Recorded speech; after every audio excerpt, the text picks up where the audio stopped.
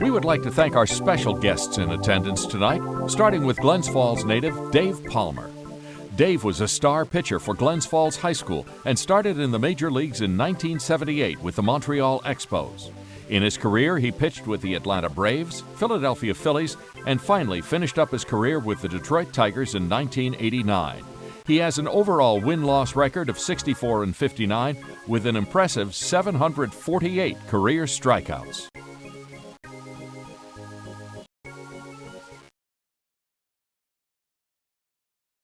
Now, our next guest is not a native of the Capital Region, but he now calls the Adirondacks his home.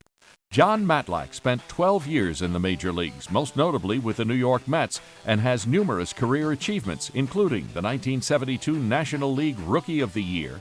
He played in the 1973 World Series and played in the 1974, 75, and 76 National League All-Star Games, winning the 1975 All-Star Game Co-MVP award.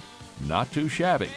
John concluded in the majors with the Texas Rangers in 1983 and has enjoyed a successful career as a pitching coach in the majors and minor leagues.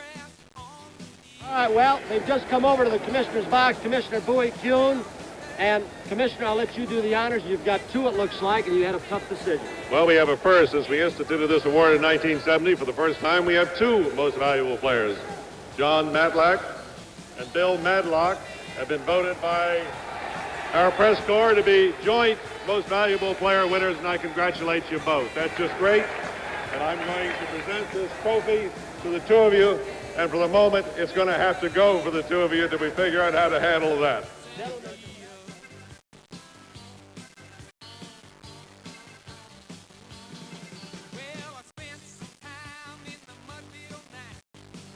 Now, even though Chris Chambliss played for the Cleveland Indians and Atlanta Braves, I think we all remember him as a New York Yankee. As a player and coach, Chris was part of 6 World Series championship Yankee teams, was the American League Rookie of the Year in 1971, a Gold Glove winner in 1978, and you may remember this highlight of his career. From Yankee Stadium in New York City, the final game of the American League Championship Series, the Kansas City Royals against the New York Yankees. The game really was a mirror image of the way we played against Kansas City the whole season, as you know. I'll guarantee you there's emotion running through every ball player on both teams. It's because there's too much at stake. We had a lot of good games against them. They would beat us, we would beat them, and it just so happened that that series went the same way. With a bang tonight, a guy can make a big, big name for himself. Everything is magnified, everything under a microscope. You hit a home run tonight, it'll for sure be heard around the country. So we'll go to the bottom of the ninth inning, tied at 6-6. It was a cold Walk to the plate. Chambliss, a sacrifice fly to left field for a run. Fielder's choice, a double and a single. Chambliss is so hot, he's got his shirt unbuttoned. He's in heat. And finally, you know, he threw the first pitch, and the first pitch was a high fastball, and I just kind of reacted to it.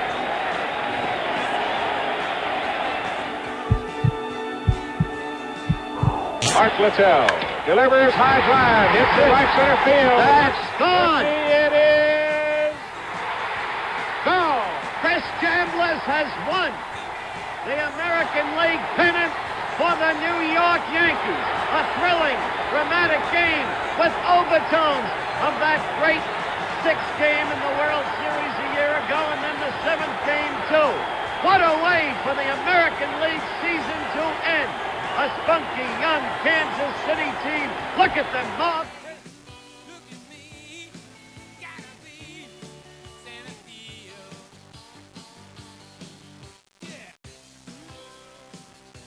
Now, this last guy might have made the most indelible mark in baseball history when it comes to the great rivalry of the New York Yankees and Boston Red Sox. His real name is Russell Earl Dent. As a ball player, we know him as Bucky Dent. But if you're a Red Sox fan, you have your own name for him. But let's remember, this is a family-friendly event. Bucky Dent is a 3-time All-Star, 2-time World Series champion, and the 1978 World Series MVP and Babe Ruth Award winner. Now let's relive that magical moment just 2 days after the 35th anniversary of the shot that shocked the Sox. A beautiful, beautiful fall day here at Fenway Park. A one-game playoff to decide the American League Eastern Division champion. To finish with 99 wins, both of them in 1 year, it's got to be fantastic. This is just a tense ball game because you know that every play that you make or don't make could make the difference in the whole season. Mike Torres was on the mound. We had runners on first and second. So far, he's pitched an excellent ball game. Seen the Yankees just 2 base hits. Oh, Yankees down 2-0. They need the long ball here in the 7th inning. And every opportunity missed will grow more and more costly. Now it is Yankee shortstop Bucky Dent. I wanted to pinch hit for him, but didn't have anybody to play. Sometimes when players are injured, sometimes it's a blessing. Low, ball one. Chambliss at second. White at first. They had successive singles with 1 out. Well, I batted ninth. My job at the bottom of the lineup was to get on base and do little things. Back then, shortstops weren't big power hitters like they are today. The plate. Looks like Bucky fouled it off the foot or ankle that has been a constant problem for him all season long. It looked like I was going to have to do something because he kept limping around. It's already pinch hit for Brian Doyle, and you figure Freddie Stanley's going to play, and Willie Randolph isn't in there. He has got the bad hamstring, so Lem's going to be running a little shallow in infield. And I just couldn't do anything. There was nobody to play. He has been wearing a little shin guard over that foot, but this time he chose to come without it. Bang. And you think that doesn't hurt? I saw the crack bat. I said, wait, it's bad crack here. The bat boy brings Bucky a new bat, and he'll exchange bats. Mickey Rivers says, here, use my bat. Bucky goes up there, and Torres hangs him a little breaking ball. Hit high in the air to left field. Going to the corner, Yastrzemski. It's over the wall. It's a home run for Bucky Dent. Yankees get the lead 3-2, and it just clears the Munster. Now the Yankee dugout, who has been very quiet up till right now, they are out in fourth. The great Bucky Dent, and that ball just did get out of here, but he got the fastball up over the plate. The home run that I hit was the biggest moment in my career. Just playing in that game, the one-game playoff, what it meant for the two organizations, the two towns, the people that were watching.